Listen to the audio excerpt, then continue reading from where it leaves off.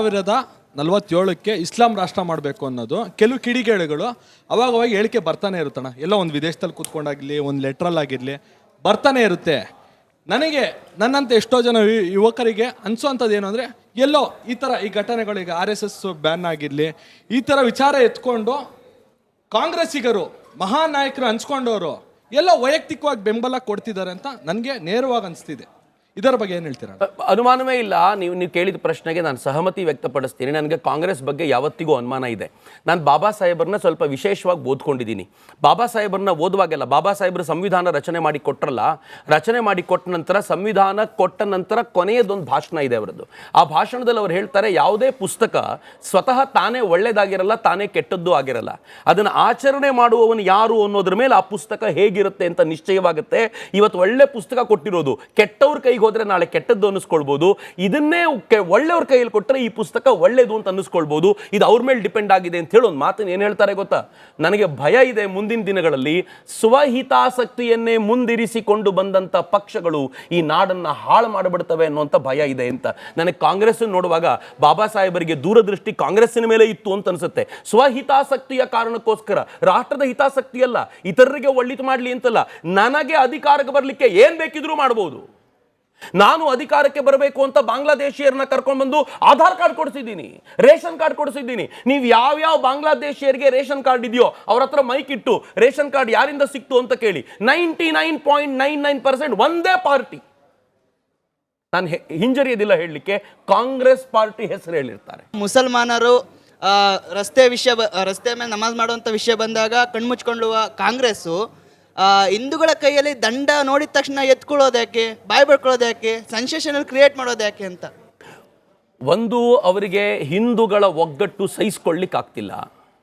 ಹಿಂದೂಗಳು ಯಾವಾಗ ಒಗ್ಗಟ್ಟಾಗಿ ಕಾಣ್ತಾರೋ ಆಗೆಲ್ಲವೂ ಅವರುಗಳಿಗೆ ಅಧಿಕಾರ ಕಳೆದುಕೊಳ್ಳುವಂಥ ಭಯ. ಹೀಗಾಗಿ ಹಿಂದೂಗಳನ್ನು ಡಿವೈಡ್ ಮಾಡ್ತಾ ಇರಬೇಕು. ಲಿಂಗಾಯತರು ಮತ್ತು ವೀರಶೈವರು ಎಷ್ಟು ವರ್ಷಗಳಿಂದ ಒಂದೇ ಆಗಿದ್ದಾರೆ, ಈಗ ಯಾಕೆ ಬೇರೆ ಆದರು? ಯಾರಿದಕ್ಕೆ ಕುಮ್ಮಕ್ಕು ಕೊಟ್ಟರು? ಆಯ್ತಪ್ಪ, ಇದಕ್ಕೆ ಕುಮ್ಮಕ್ಕು ಇಂಥವ್ರು ಕೊಡ್ತಾ ಇದ್ದಾರೆ, ಸ್ವತಃ ಮುಖ್ಯಮಂತ್ರಿಗಳೇ ಮುಂದೆ ನಿಂತ್ಕೊಂಡು ಈ ಕೆಲಸ ಮಾಡ್ತಾ ಇದ್ದಾರೆ ಅಂತ ಕಾಡಸಿದ್ದೇಶ್ವರ ಸ್ವಾಮಿಗಳು ಹೇಳಿದ್ದಕ್ಕೆ ಅವ್ರಿಗೆ ಕೊಟ್ಟಂತ ಉಡುಗೊರೆ ಏನು? ಕಾಡಸಿದ್ದೇಶ್ವರ ಸ್ವಾಮಿಗಳಿಗೆ ಬಿಜಾಪುರಕ್ಕೆ ಎಂಟ್ರಿ ಇಲ್ಲ ಅನ್ಲಾಯ್ತು. ಅವ್ರಿಗೆ ಅಧಿಕೃತವಾಗಿ ಆರ್ಡರ್ ಕೊಡಲಾಗಿದೆ, ಇವತ್ತೇ ಪ್ರಾಬಬಲಿ ಸಿಕ್ಕಿರಬೇಕು ಅವರಿಗೆ, ನಿಮಗೆ ಬಿಜಾಪುರಕ್ಕೆ ಎಂಟ್ರಿ ಕೊಡೋದಿಲ್ಲ. What does it mean? ಒಬ್ಬ ಸ್ವಾಮೀಜಿಗೆ ಎಂಟ್ರಿ ಕೊಡೋದಿಲ್ಲ ಅಂತ ಹೇಳಿದರೆ ಮುಖ್ಯಮಂತ್ರಿಗಳ ವಿರುದ್ಧ ಹೇಳಿರುವಂತಹ ಒಂದು ಮಾತನ್ನು ಸಹಿಸಿಕೊಳ್ಳಿಕ್ಕೆ ಆಗೋದಿಲ್ವಾ ನಿಮಗೆ? ಯಾಕೆ ಅಂತಂದ್ರೆ, ನಿಮಗೆ ಜಾತಿಗಳಲ್ಲಿ ಹಿಂದೂಗಳನ್ನ ಜಾತಿಗಳಲ್ಲಿ ಹೊಡಿಬೇಕು ಅಂತಿದೆ, ಮುಸಲ್ಮಾನರನ್ನ ಒಗ್ಗೂಡಿಸಬೇಕು ಅಂತಿದೆ. ನೀವು ಜಾತಿ ಗಣತಿಗೆ ಹೋದ್ರೆ ಹಿಂದೂಗಳಲ್ಲಿರುವಂತಹ ಎಲ್ಲ ಜಾತಿಗಳನ್ನ ಪಟ್ಟಿ ಮಾಡ್ತಾರೆ, ಮುಸಲ್ಮಾನರು ಮಾತ್ರ ಒಂದು ಯಾಕೆ ಆಗ್ತಾರೆ? ಅವರಲ್ಲಿ ಏನು ಜಾತಿಗಳಿಲ್ವಾ? ಅವರಲ್ಲೇನು ಹಿಂದುಳಿದವರಿಲ್ವಾ? ಅವರಲ್ಲೇನು ಅಸ್ಪೃಶ್ಯರು ಅಂತ ಕರೆಸ್ಕೊಳ್ಳುವಂತ ಅರ್ಜಾಲ್ಗಳಿಲ್ವಾ? ಒಬ್ಬ ಸ್ವಯಂ ಸೇವಕನಿಗೆ ನಿನಗೆ ಸನಾತನ ಧರ್ಮ ಮೊದಲ ಅಥವಾ ಈ ರಾಷ್ಟ್ರ ಮೊದಲ ಆಯ್ಕೆನಾ ಅಂತ ಕೇಳಿದಾಗ ಆತನ ಆಯ್ಕೆ ಏನಾಗಿರುತ್ತೆ? ನಿನಗೆ ನಿನ್ನ ತಾಯಿ ಮೊದಲ, ಭಾರತ ಮಾತೆ ಮೊದಲ ಅಂತ ಕೇಳಿದ್ರೆ ಹೈಪೋಥೆಟಿಕಲ್ ಕ್ವೆಶ್ಚನ್, ಏನಂತ ಉತ್ತರ ಕೊಡ್ತೀಯಾ? ನಾನು ಭಾರತ ಮಾತೆಯನ್ನು ನನ್ನ ತಾಯಿ ರೂಪದಲ್ಲಿ ನಾನು ನೋಡ್ತೀನಿ. ಈಗ ನಿನ್ನ ತಾಯಿ ಮುಖ್ಯನೋ ಭಾರತ ಮಾತೆ ಮುಖ್ಯನೋ? ತಾಯಿ ಮತ್ತು ಭಾರತ ಮಾತೆ ಎರಡು ಹಂಗಾಗೋದಿಲ್ಲ. ಹಾಗಾದ್ರೆ ನಾನು ಎಲ್ಲದಕ್ಕೂ ಹಂಗೆ ಉತ್ತರ ಕೊಡಬಲ್ಲೆ. ನನ್ನ ತಾಯಿನೂ ಮುಖ್ಯ, ಭಾರತ ಮಾತೆನೂ ಮುಖ್ಯ, ಹಂಗಾಗೋದಿಲ್ಲ. ಯಾರು ನೀನ್ ಕೇಳಿದೆಯಲ್ಲ ಪ್ರಯಾರಿಟಿ ಯಾರು ಅಂತ, ಆ ಪ್ರಯಾರಿಟಿ ಆಧಾರದ ಮೇಲೆ ಹೇಳೋದಾದ್ರೆ ನನ್ನ ತಾಯಿಯನ್ನ ಮೊದಲು ಚೆನ್ನಾಗಿ ನೋಡ್ಕೊಳ್ತೀನಿ, ಆ ನಂತರ ನನ್ನ ಭಾರತ ಮಾತೆಗೆ ಗೌರವವನ್ನು ಸಮರ್ಪಿಸ್ತೀನಿ. ಹಾಗೆ ನನ್ನ ಭಗವದ್ಗೀತೆ ಯಾವ ನಿಯಮಗಳನ್ನು ಹಾಕಿದ್ಯೋ ಅದಕ್ಕೆ ತಕ್ಕಂತೆ ಚೆನ್ನಾಗಿ ನಡ್ಕೊಳ್ತೀನಿ, ನನ್ನ ಸಂವಿಧಾನಕ್ಕೂ ಅಷ್ಟೇ ಗೌರವ ಕೊಟ್ಕೊಳ್ತೀನಿ. What is wrong? ಕೇವಲ ಸಂವಿಧಾನ ವಿರೋಧಿ ಮಾತ್ರವಲ್ಲ, ಅಭಿವೃದ್ಧಿ ವಿರೋಧಿ ಕೂಡ RSS. ಯಾಕಂದ್ರೆ ಇದು ಇತ್ತೀಚೆಗೆ ಕಾಂಗ್ರೆಸ್ನ ಸೋಷಿಯಲ್ ಮೀಡಿಯಾದಲ್ಲಿ ಹರಿಬಿಟ್ಟ ರೀಲ್ನಿಂದ ಚರ್ಚೆಗೆ ಒಳಪಟ್ಟಿರೋದು. ಬೇರೆ ದೇಶಗಳಲ್ಲಿ, ಅದರಲ್ಲೂ ಚೀನಾ, ಜಪಾನ್ ರೀತಿಯ ದೇಶಗಳಲ್ಲಿ ಚಿಕ್ಕ ಚಿಕ್ಕ ಮಕ್ಕಳ ಕೈಯಲ್ಲಿ ಟೆಕ್ನಾಲಜಿಯನ್ನ ಕೊಟ್ಟರೆ, ಇಲ್ಲಿ ಪುಟ್ಟ ಮಕ್ಕಳ ಕೈಗೆ ದಂಡ ಕೊಟ್ಟು ತಲೆಗೆ ಟೋಪಿ ಹಾಕ್ತಿದೆ RSS. ಟೋಪಿ ಹಾಕೋದು ಯಾರು ಅಂತ ಗೊತ್ತಿದೆ ಎಲ್ರಿಗೂ. ಟೋಪಿ ಹಾಕೊಂಡು ಬೆಳಗಿನ ಜಾವ 4:30-5 ಗಂಟೆಗೆ ಮಕ್ಕಳನ್ನ ಓದಲಿಕ್ಕೆ ಅಂತ ಕರ್ಕೊಂಡೋಗಿ ಮದರಸಾಗಳಲ್ಲಿ ಅಧ್ಯಯನ ಮಾಡಿಸ್ತಾ, ಮದರಸಾದಲ್ಲಿ ಯಾರ್ಯಾರು ಓದ್ತಾರೋ ಅವರ ಕೈಗೆ ಒಂದು ಕೈಯಲ್ಲಿ ಕುರಾನ್, ಇನ್ನೊಂದು ಕೈಯಲ್ಲಿ ಕಂಪ್ಯೂಟರ್ ಕೊಡಬೇಕು ಅಂತ ಮೊದಲ ಬಾರಿಗೆ ಹೇಳಿದ್ದು ಈ ದೇಶದ ಪ್ರಧಾನಮಂತ್ರಿ ನರೇಂದ್ರ ಮೋದಿ ಅವರು.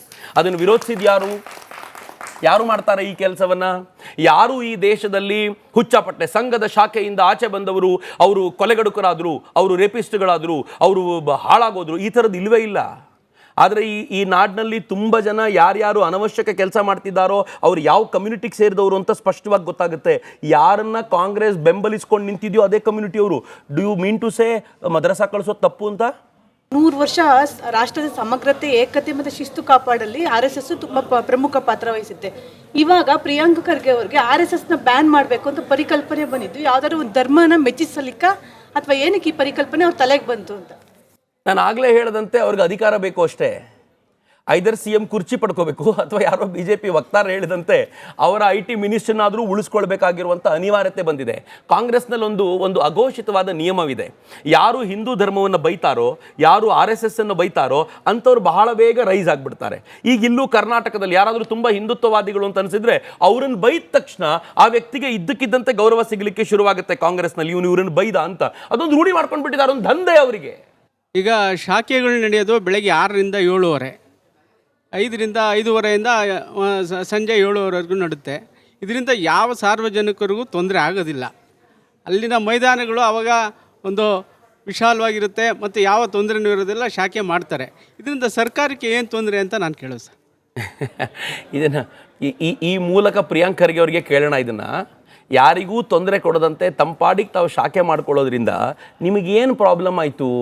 ಏನೂ ಪ್ರಾಬ್ಲಮ್ ಇಲ್ಲ, ಅವ್ರಿಗೇನು ಪ್ರಾಬ್ಲಮ್ ಇಲ್ಲ. ಅವ್ರಿಗೆ ಪ್ರಾಬ್ಲಮ್ ಇರೋದು ಒಂದೇ ಒಂದು ಏನು ಅಂತಂದರೆ ಹಿಂದೂಗಳು ಸಂಘಟಿತರಾಗ್ಬಿಡ್ತಾರೆ ಅಂತ, ಹಿಂದೂಗಳು ಒಟ್ಟಾಗ್ಬಿಡ್ತಾರೆ, ಜಾತಿ ಮತ ಪಂಥಗಳನ್ನು ಮೀರ್ತಾರೆ. ಅವ್ರಿಗಿರೋದು ಒಂದೇ ಒಂದು.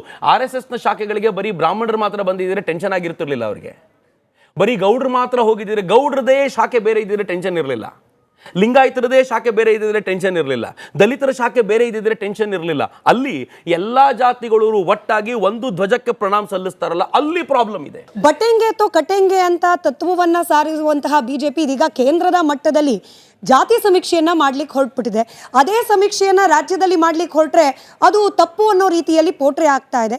ಈ ಜಾತಿಯ ಹೆಸರಲ್ಲಿ ಗಣನೆ ಆಗೋದು, ಜಾತಿಯ ಹೆಸರಲ್ಲಿ ರಿಸರ್ವೇಷನ್ ಪ್ರಾತಿನಿಧ್ಯ ಸಿಗೋದು, ಅದು ಒಳಿತ ಕೆಡುಕ ಅಂತ ಹೇಳಿ. ಜಾತಿಯ ಹೆಸರಿನಲ್ಲಿ ಪ್ರಾತಿನಿಧ್ಯ ಸಿಗಬೇಕಾ ಅಂತ ಕೇಳಿದ್ರೆ ಡೆಫಿನೆಟ್ಲಿ ಸಿಗಬೇಕು. ಯಾರಿಗೋಸ್ಕರ? ಯಾರನ್ನ ಮುಖ್ಯವಾಹಿನಿಗೆ ಸೇರದಂತೆ ಸುದೀರ್ಘ ಕಾಲ ತಡ್ಕೊಂಡು ಬಂದಿದ್ರೋ ಉಳಿದವರೆಲ್ಲರೂ ಕೂಡ ಅವ್ರನ್ನ ಕರ್ಕೊಂಡು ಬರ್ಲಿಕ್ಕೋಸ್ಕರ ಬೇಕು. ಹೀಗಾಗಿ ಈ ದೇಶದಲ್ಲಿ ಅಸ್ಪೃಶ್ಯರಿಗೆ ಒಂದು ಮೀಸಲಾತಿ ಬೇಕು ಅಂತ ಬಾಬಾ ಸಾಹೇಬರು ಫೈಟ್ ಮಾಡಿದ್ರು, ಅದನ್ನ ಪಡ್ಕೊಂಡ್ರು, ಸಂವಿಧಾನದಲ್ಲಿ ಸೇರಿಸಿದ್ರು. ಅದನ್ನ 10 ವರ್ಷಗಳಿಂದ ಪ್ರತಿ ವರ್ಷ ಅದನ್ನು ವಿಸ್ತಾರ ಮಾಡ್ತಾ ಹೋಗ್ತಿದ್ದೀವಿ. ಯಾಕೆ ಅಂತಂದ್ರೆ ಸುದೀರ್ಘ ಕಾಲ ಅವ್ರಿಗೆ ಸಿಗಬೇಕಾಗಿರುವಂಥ ಸವಲತ್ತುಗಳಿಂದ ವಂಚಿತಗೊಳಿಸಿದ ನಂತರ ಅವ್ರನ್ನ ಒಂದು ಪ್ಲಾಟ್ಫಾರ್ಮಿಗೆ ಜೊತೆಯಲ್ಲಿ ಕರ್ಕೊಂಡು ಬರೋದು ಸಮಾಜದ ಇತರೆಲ್ಲರ ಅಗತ್ಯ, ಅದು ಇತರೆಲ್ಲರ ಜವಾಬ್ದಾರಿ, ಇತರೆಲ್ಲರ ಹೊಣೆಗಾರಿಕೆ. ಅದನ್ನು ನಾವು ಮಾಡಬೇಕು. ಈಗಾಗ ಅದು ಅಗತ್ಯ ಇದೆ. ಜಾತಿ ಗಣತಿ ಆ ದೃಷ್ಟಿಯಿಂದ ನಾನು ಖಂಡಿತವಾಗಿ ಒಪ್ತೀನಿ. ಮೋದಿ ಅವರು ಕೇಂದ್ರ ಸರ್ಕಾರದ ಅಡಿಯಲ್ಲಿ ನಾವು ಗಣತಿ ಮಾಡ್ತೀವಿ ಅಂತಂದ್ರೆ ಅದು ಸ್ವಾಗತಾರ್ಹ. ಅದೇ ಗಣತಿಯನ್ನು ಸಿದ್ದರಾಮಯ್ಯನವರು ಮಾಡ್ತಾರೆ ಅಂತಂದ್ರೆ ಅದಕ್ಕೆ ವಿರೋಧ. ಇದ್ಯಾವ ಲೆಕ್ಕ ಅಂತ ಅಲ್ಲ, ನಾನು ಸಿದ್ದರಾಮಯ್ಯನವರ ಇಂಟೆನ್ಷನ್ ಬಗ್ಗೆ ಮಾತಾಡ್ತಿದ್ದೀನಿ. ನಾನು ಹೇಳಿದ್ನಲ್ಲ, ಜಾತಿ ಗಣತಿ ಆಗಬೇಕು. ನಾನು ಒಪ್ಪಿಕೊಂಡೆ ಅದನ್ನು. ಜಾತಿ ಗಣತಿ ಯಾವ ಕಾರಣಕ್ಕೆ ಆಗಬೇಕು? ಸಮಾಜಕ್ಕೆ ನಾವು ಕೊಡ್ತಾ ಇರೋದು, ಉದಾಹರಣೆಗೆ 5,000 ಕೋಟಿ ರೂಪಾಯಿ ಯಾವುದೋ ಒಂದು ಸಮುದಾಯಕ್ಕೆ ಕೊಡ್ತಾ ಇದ್ದೀವಿ. ಆ ಸಮುದಾಯದ ಜನ ಜಾಸ್ತಿ ಇದ್ದಾರೆ, ಅಷ್ಟು ಸಾಕಾಗೋದಿಲ್ಲ ಅಂದಾಗ ಅದನ್ನು 10,000 ಕೋಟಿಗೆ ಏರಿಸಬೇಕು. ಆದರೆ ನಂಬರ್ ಎಲ್ಲಿದೆ ನಮ್ಮ ಹತ್ರ? ಆ ನಂಬರ್ ನಮ್ಗೆ ಗೊತ್ತಾಗಬೇಕಾಗಿರುವಂತ ಅಗತ್ಯ ಇದೆ. ಆ ಸಮುದಾಯಕ್ಕೆ ಜಾಸ್ತಿ ಬೇಕು ಅಂತಂದ್ರೆ. ಆದರೆ ಇದನ್ನ ನೀವು ಪೊಲಿಟಿಕಲ್ ಇಂಟೆನ್ಷನ್ ಇಂದ ಹೇಗೆ ಮಾಡ್ತಿದ್ದೀರಾ ಅಂತಂದ್ರೆ, ಇಷ್ಟು ಧಾವಂತದಲ್ಲಿ, ಇಷ್ಟು ಅರ್ಜೆಂಟಲ್ಲಿ ಹೇಗೆ ಮಾಡ್ತಿದ್ದೀರಾ ಅಂತಂದ್ರೆ, ನನಗನ್ಸುತ್ತೆ ನವೆಂಬರ್ ಕ್ರಾಂತಿಗಿಂತ ಮುಂಚೆ ಈ ನಂಬರ್ನ ಕೇಂದ್ರದ ಮುಂದೆ ಇಟ್ಟು ನೋಡಿ, ಇದನ್ನು ಮೀರಿದ್ರೆ ಇಷ್ಟು ಜಾತಿಗಳು ನನ್ನ ವಿರುದ್ಧ, ನಿಮ್ಮ ವಿರುದ್ಧ ಆಗತ್ತೆ, ಹುಷಾರು ಅಂತ ತೋರಿಸ್ಲಿಕ್ಕೆ ಅರ್ಜೆನ್ಸಿ.